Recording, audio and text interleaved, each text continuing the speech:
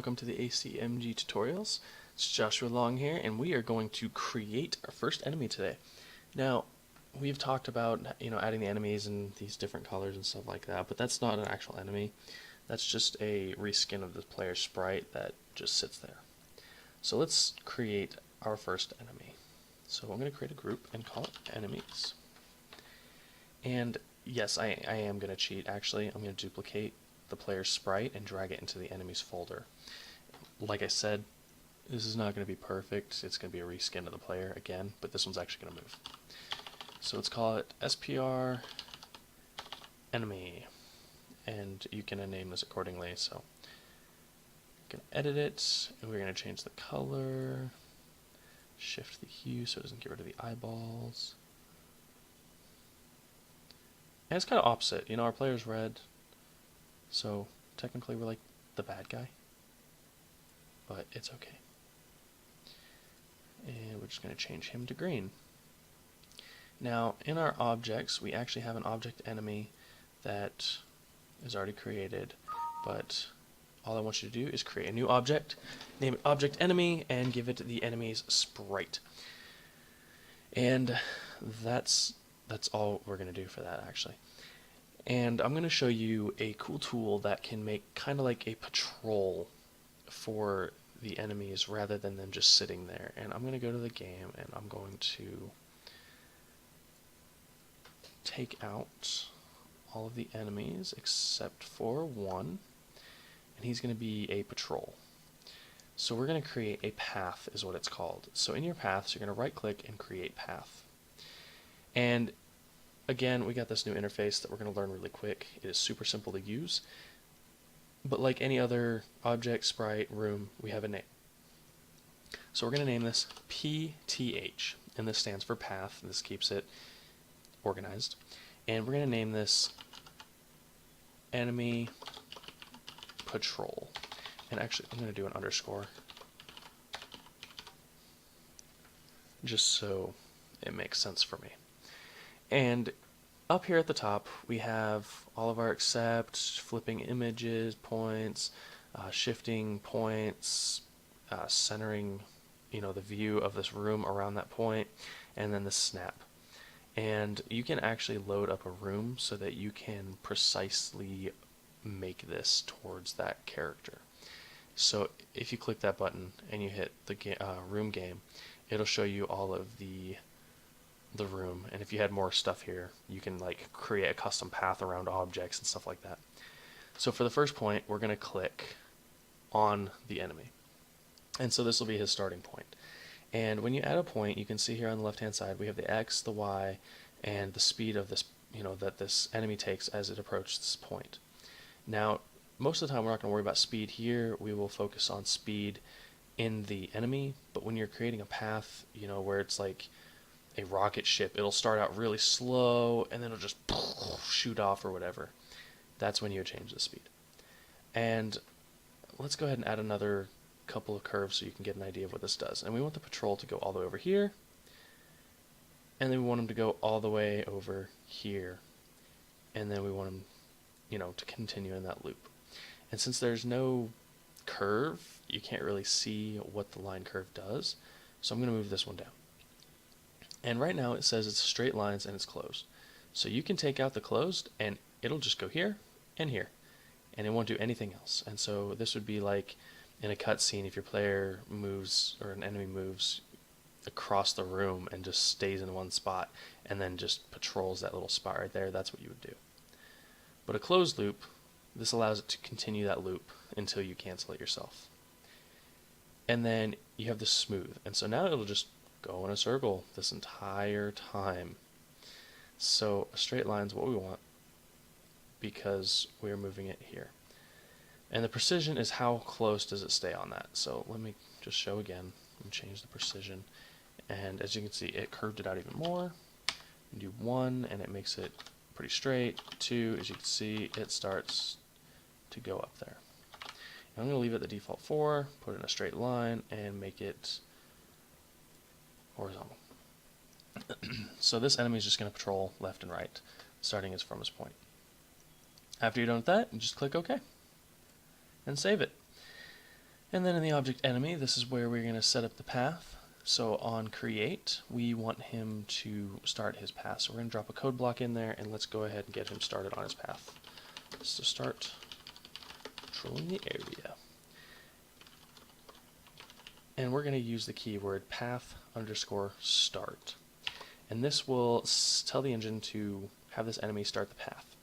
And we got to define which path we want. So this will be path enemy patrol. I just clicked enter because it came up with IntelliSense.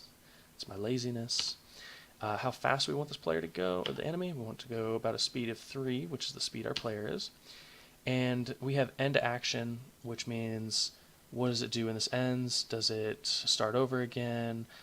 Does it stop? And we're going to do 0. And all that can be checked out in the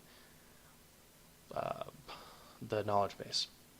And then absolute is if this should be exactly where the X and Y values are placed. I'm going to do 0 because we can have enemies all over the place patrolling left and right.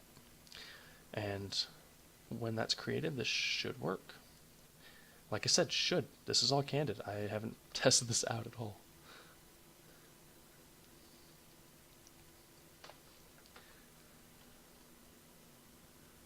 So as you can see, he's moving. He moved back and forth until he stopped.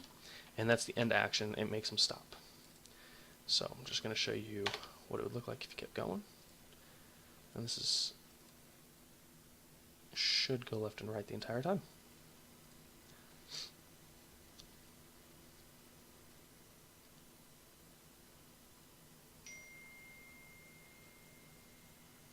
As you can see, he just continues to go.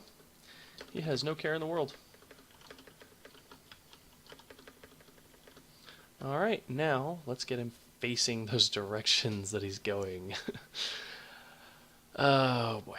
Okay, so for the add event, let's go to step, and then we're just going to do the step event. And so let's drop a code block in there, and face direction. How about face the direction enemy is moving? So image angle equals direction. And so what a step event does is every 30 frames, which is the room speed, or 1 second, or every step, this is going to execute. So every time he moves, he's going to be facing the direction. If this works. I accidentally clicked debug mode, but that should not matter. That's my bad. As you can see, he is facing the direction he is going. Super simple and easy enough. Alright, now we have an enemy that patrols. So what happens when a bullet hits this enemy? And I apologize for closing that. We want to add an event and collision with our bullet. So when he gets hit by a bullet, we want to destroy this. And so we go to the control, drop a code block into there, and destroy if hit with bullet. Bullet, not bowler. Like I said, get ahead of myself in typing. Okay. So in this, just a simple instance destroy. And we can check this out. Hit new game.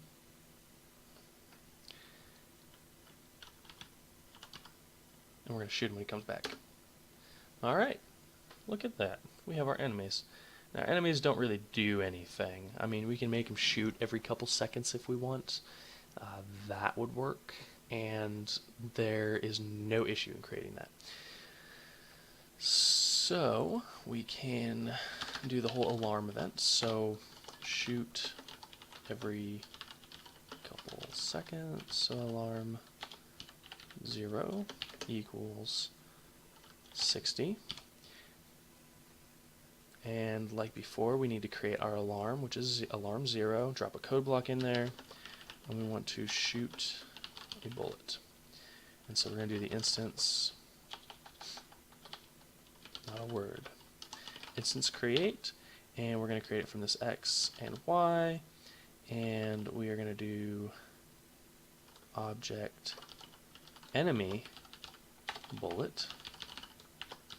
and I have not created this yet, but all it's going to be is the exact same thing as the player's bullet.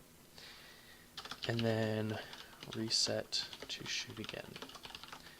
And this is going to set the alarm 0 back to 60, and so it'll loop through this again. Just like the player can only shoot every so often, the enemy can only shoot every so often. And I'm going to just duplicate the player's bullets, and this is going to be called enemy bullet. And when it collides, I'm going to change this when it collides with the player. It destroys itself. When it's outside of the room, it destroys itself, and when it gets created, it's going to be the same as the object enemy's direction. And save it.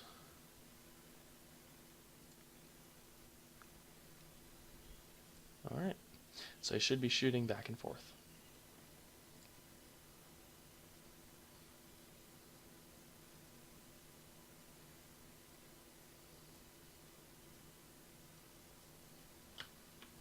And when it hits me, it destroys. Now we can make it whenever the bullet hits the player, that the player gets destroyed. When it collides with the enemy's bullet, we can actually restart the game because we don't have any lives set up. So, game over. And this will be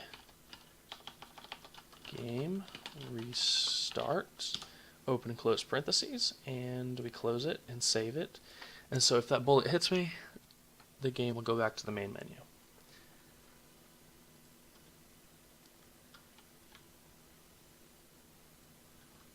Done. So you have yourself a small mini game with one enemy. And a really cool thing that we can do to make it an endless game, every time an enemy dies, we can make sure it spawns another enemy. And it can be anywhere on this map. So if you don't want to go into creating this part, you guys can end the tutorial here and you know how to create your enemies. If you want to take it a step further and create, multiple enemies, add a little bit of game mechanics to it, here's how you do it. So in your object enemy, we are going to add an event, and it's going to be on other. Wait, I apologize. It's going to be on destroy.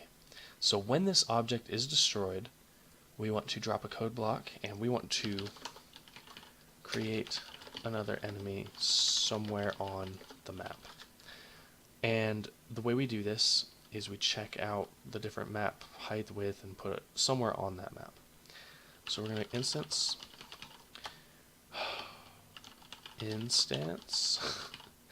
sorry for my typing skills.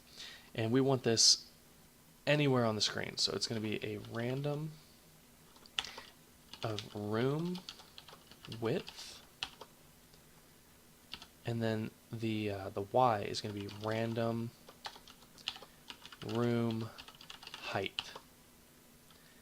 And then we want to spawn the object enemy. And automatically when this object enemy gets spawned, he's going to start his patrol. So the new keyword that we learned here is random. Now what random does is it takes an integer here and it randomizes anywhere from 0 to that integer, and it uses decimals as well.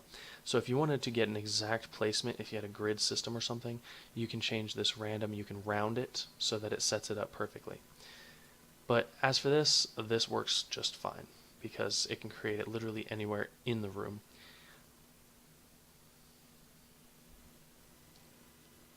So we start a new game, and we're going to shoot our player, or our enemy. Now let's go search the room. I know you can't really tell, where I'm going, but we're going to search the room for a player or an enemy.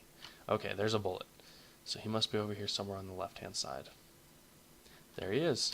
Shoot him. We're going to go explore the world some more. Gone all the way to the right. Okay, there's a bullet. There's our player, right, or enemy right there. And so as you can see, he's going left and right. Oh no. And you can dodge it or you get hit by it and it ends. So technically, you have a simple game already done. And you can add difficulties just by adding more enemies. So if you went to your game room You selected your objects and you place some more enemies.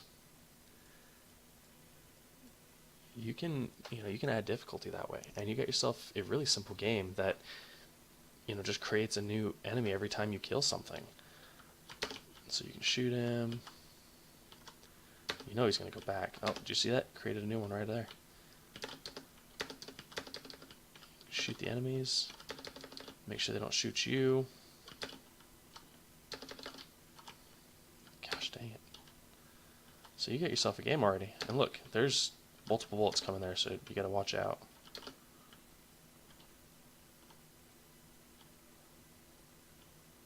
It looks like he's pooping out bullets.